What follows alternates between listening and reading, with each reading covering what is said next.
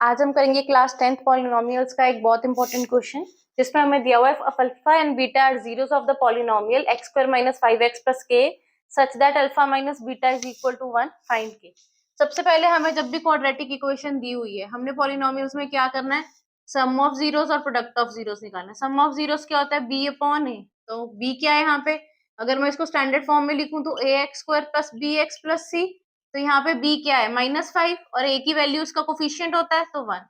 और alpha into beta product of zeros निकालूं तो वो क्या होता है, c अपॉन ए। c की वैल्यू है k और a की वैल्यू है 1। अब हमें एक और इक्वेशन दी हुई है, वो क्या दी हुई है, alpha minus beta is equal to 1। और हमारी आ गई alpha plus beta is equal to -5।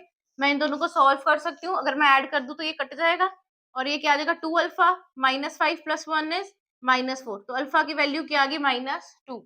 Alpha की वैल्यू -2 आ गई। तो अगर अल्फा की वैल्यू मैं इसी किसी इक्वेशन में डालूंगी, alpha minus beta is equal to 1 दिया, अल्फा की वैल्यू -2 डाल दी, minus beta is equal to 1।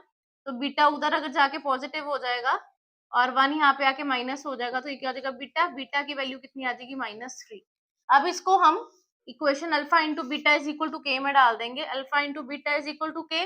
Alpha की वैल्यू कितनी है, -2, बीटा की वैल्यू कितनी है, -3। के माइनस माइनस कट जाएगा तो के की वैल्यू क्या आ जाएगी, 6।